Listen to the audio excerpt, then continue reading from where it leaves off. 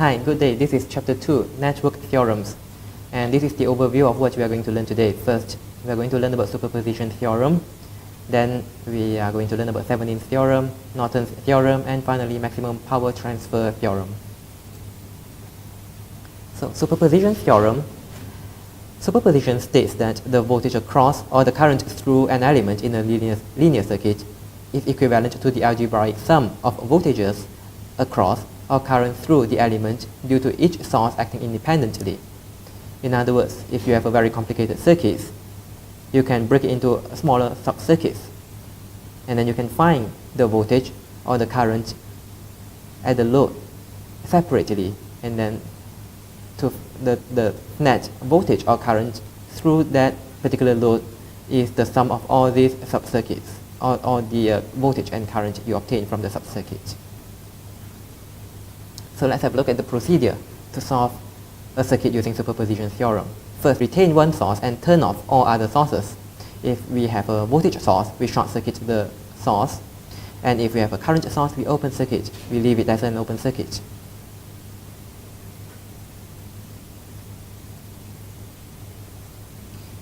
So for the second step, for each source, we determine the contribution or output of the active source.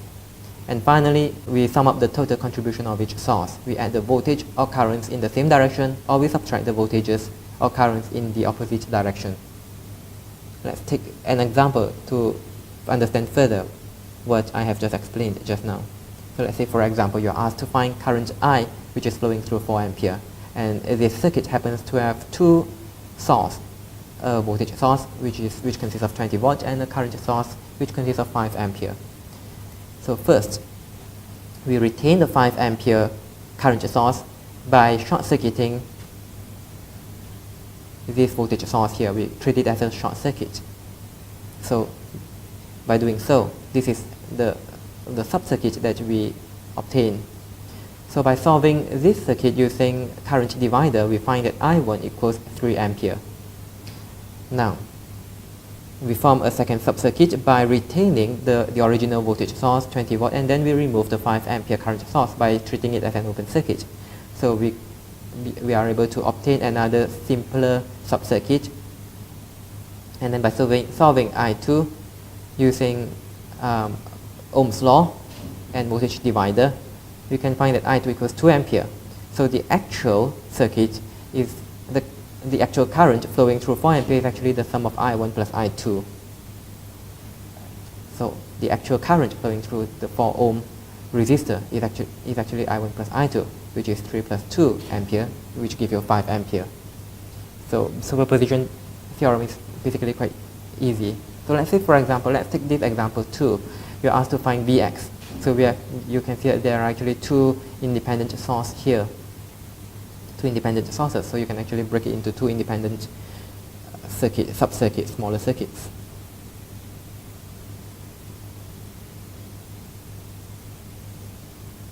So first, we remove the current source and retain the voltage source, and then we solve the circuits. And then we find that I1 equals 10 over 17 ampere. And then we remove the voltage source and retain the current source. And then again we solve the circuits. And we find that I2 equals negative 12 over 17 ampere. So the actual voltage is actually the sum of the current I1 and I2 multiplied by the resistance, which is 1 ohm. That gives you negative 117.6 millivolts. Let's try another example. So in this case, you have 3 different independent sources. So in other words, we can form 3 sub-circuits to represent these circuits. And then by adding up the voltage you find in these 3 sub-circuits, you should be able to find the net actual voltage source in this 10 ohm, which is given as Vx. So the first sub-circuit consists of only the voltage source, 90 volt. And the 2 other sources are removed. So by solving this, we find that Vx1 here is 14.286 volt. The second sub-circuit consists of the 6 ampere current source, with the two other sources removed. So let's label the voltage drop across 10 ohm as Vx2. So by solving this simpler subcircuit, we find that Vx2 equals negative 17.143 volts. So the third circuit consists of the last voltage source, 40 volt. So by retaining 40 volt and removing the current source in the middle here and the voltage source over here, we should be able to find the voltage drop across 10 ohm, which is labeled as V3 in this case, Vx3. So Vx3, by solving this circuit, you can find that Vx3 equals negative 5.714 volt. So by adding up these three voltages, Vx1, Vx2 and Vx3, the net voltage of the actual total circuit is negative 8.571 volt. Now let's have a look at Thevenin's and Norton's theorem. So Thevenin's theorem and Norton's theorem provide a technique to replace the fixed part of the circuit with a simple equivalent circuit as shown here. This is a Thevenin circuit and this is a Norton circuit. So this is the procedure for Thevenin's theorem. So first, we have to solve for Thevenin's voltage by open circuit all voltage across the terminal. And then we have to solve Thevenin's resistance, and Thevenin's resistance is basically equivalent to the equivalent resistance at the terminal when all independent sources are turned off. Let's take one example to understand better Thevenin's theorem.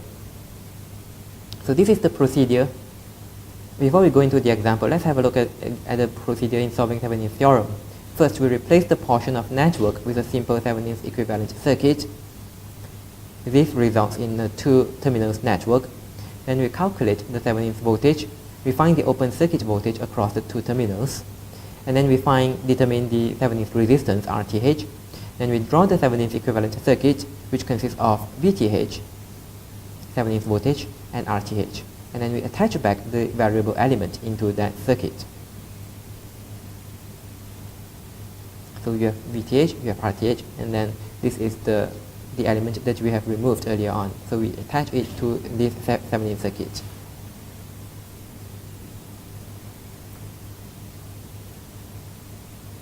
There are two cases which you might have to consider. For case 1, it consists of a network that has only an independent source. In this case, you can set all independent sources to 0, short circuit the voltage sources, or open circuit the current sources.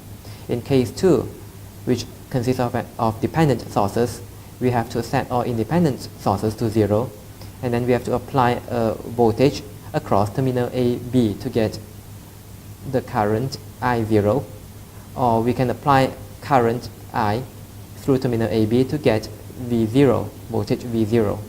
And then Thevenin's resistance can be solved using Ohm's law, which is voltage divided by current. Let's try this example here. So let's say, for example, you have a load here, and then you have removed it. And you have to form a Thevenin equivalent terminals at terminal AB. So first, let's find the Thevenin's voltage. Thevenin's voltage is basically the voltage drop across this open terminal AB, which is given as V2 here. V2 is equivalent to Thevenin's voltage. So you can use nodal analysis to solve this. We can see that there are two nodes, V1 and V2. At node V1, we have this set of equation which is solved using KCL, Kirchhoff current law. And at node V2, we have this set of equation which is again solved using KCL, Kirchhoff current law. So you have two variables and you have two sets of equation. By solving them, you can find that V1 here equals 32 volt and V2 here equals 92 volt. And V2 happens to be Thevenin's voltage because it is the voltage drop across the open terminal which used to be attached to a load. Now let's solve the same circuit using mesh analysis. So there are two meshes, so you can use Kirchhoff voltage law to solve for I1, mesh I1, and then Kirchhoff voltage law for mesh I2. Again, you should be able to get an identical answer, which is 92 volt for VTH.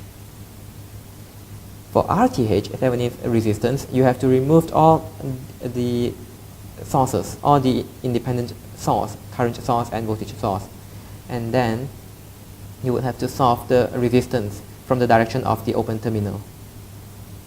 So from here you can see that 10 ohm is parallel with 40 ohm. And this lump of resistance is actually in series with 20 ohm. So by solving them, you should be able to find that RTH, Thevenin resistance, equals to 28 ohms. So in other words, Thevenin's voltage is basically a technique used to simplify a very complicated circuit such as this one into a simple circuit which looks like this, which consists of a Thevenin's voltage and a Thevenin's resistance.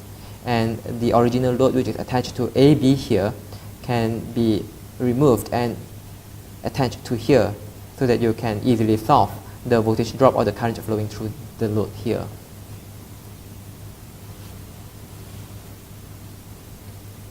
Now, this is the example which can be applied to case 2 of Thevenin's theorem, which consists of a dependent current source. So to solve the Thevenin's voltage, it is quite similar to case 1.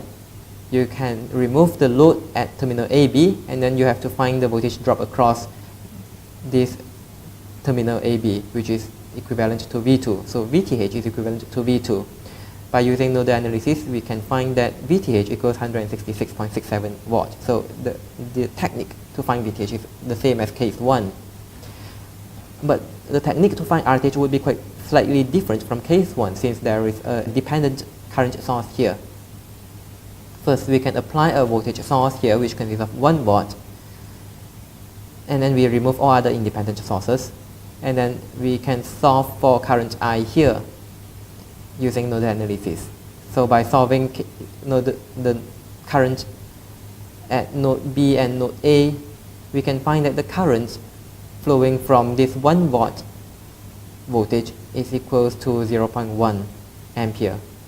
So according to Ohm's law, voltage divided by current is equal to resistance. So Thevenin's resistance can be found by having 1 watt divided by I, 0.1. That gives you 10 ohms. So 10 ohm equals Thevenin resistance. So that's the only difference between case 1 and case 2 when you have a dependent source in case 2.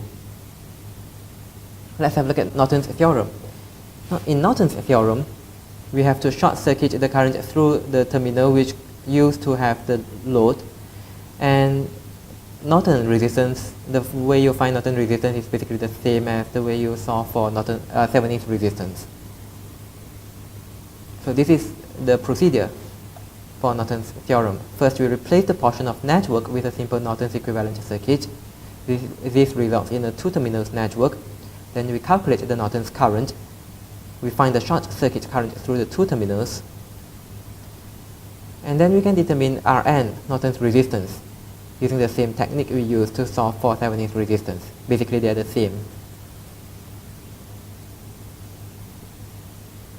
So this is a Norton circuit, which consists of a Norton current in parallel with a Norton resistance, which again is in parallel with the load. When you have a load, you have to attach it here to terminal AB. Let's try one example. First, let's solve for Norton resistance. The technique is the same as solving for Thevenin's resistance. First, we remove all the independent sources, we open circuit the current source, and then we short circuit the voltage source. And then by solving the resistance from the direction of AB, we find that Norton's resistance equals 4 ohm. In other words, 8 ohm, 4 ohm, and 8 ohm here are in series. So we add them up, and then this lump of resistance are actually in parallel with 5 ohm. So by parallel 5 ohm with the series of 8, 4, and 8 ohm here, we get 4 ohm. Now, we have to solve for Norton's current. To solve for Norton current, we short circuit terminal AB, and we have to find the current flowing through this short circuited wire. That is our Norton current. So you can use mesh analysis. You can see that there are 2 meshes, one mesh here, and then you have a second mesh here. So by solving these 2 meshes using mesh analysis, using KVL for I1 and using KVL for I2, we find that Norton circuit, which is equivalent to I2, equals 1 ampere.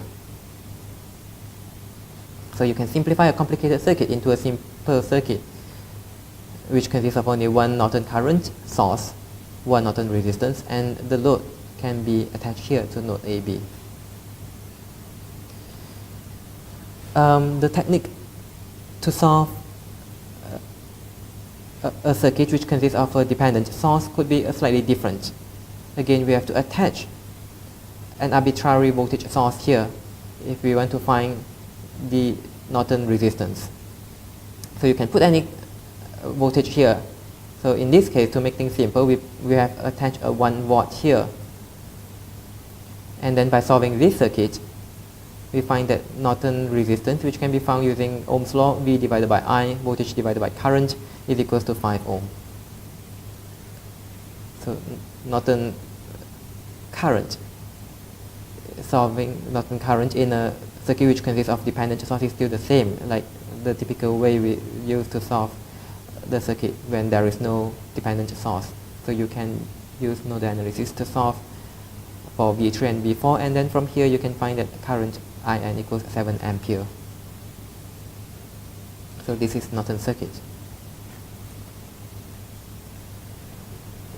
Thevenin's circuit and Norton circuit, they are actually quite similar. So you can actually transform a circuit, a Thevenin circuit into Norton circuit and vice versa by changing the source here to the source here. So when you're trying to change Thevenin circuit to what Norton current, Thevenin's voltage to Norton's current, what you need to do is you need to take out this resistor and put it in parallel.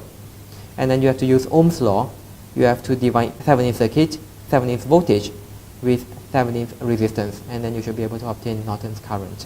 Similarly, if you want to change from Norton circuit into Thevenin circuit, all we need to do is to take out this resistor, put it in series with the source, we change its name from Norton to Thevenin's resistance, and then we can use Ohm's law, V equals IR, voltage equals current times resistance.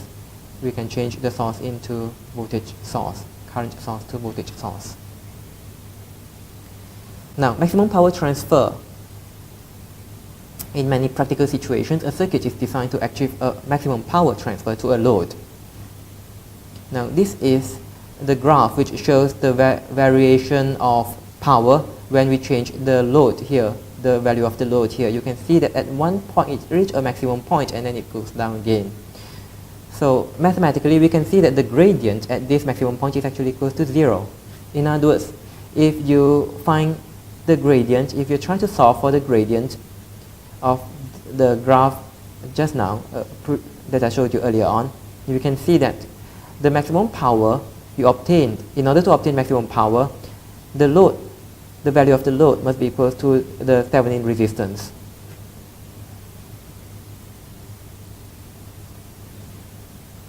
So as a summary, when you have load resistance equals to Thevenin resistance, this is the maximum power. When the load, the value of the load resistance is not equivalent to the Thevenin resistance, then you will not get maximum power transfer, and this is the equation that you should apply. So basically, the operating efficiency, which is the ratio of power delivered to the load, is equals 50%. Let's try an example to solve this. Let's try to find the maximum power transfer, the maximum power delivered to RL, load resistance here. We have to change it into a Thevenin's voltage. So first we find Thevenin's resistance, RTH. By removing the two sources, we can find that RTH equals 9 ohm. And then we have to find VTH by removing the load resistance here, and then we have to find the voltage drop across the terminal here, the open terminal here. And by solving using mesh analysis, we find that current I1 is negative 0.667 ampere, and Thevenin's voltage and current I2 is negative 2 ampere. So by substituting them into the equations, we find that Thevenin's voltage is equals 22 watt. So by doing so, we can see that the maximum power is equals 13.44 watt. The maximum power occurs when the load here equals RTH. Of course, you can also use nodal analysis to solve for the same circuit problem. You should be able to find the same answer, whereby you can find that the maximum power transfer equals 13.44 watts. So that's all for chapter 2. Most of the images are adopted from Alexander Sadiku, Fundamentals of Electric Circuits, and the contents are also summarized from Alexander Sadiku, Fundamentals of Electric Circuits. Thank you.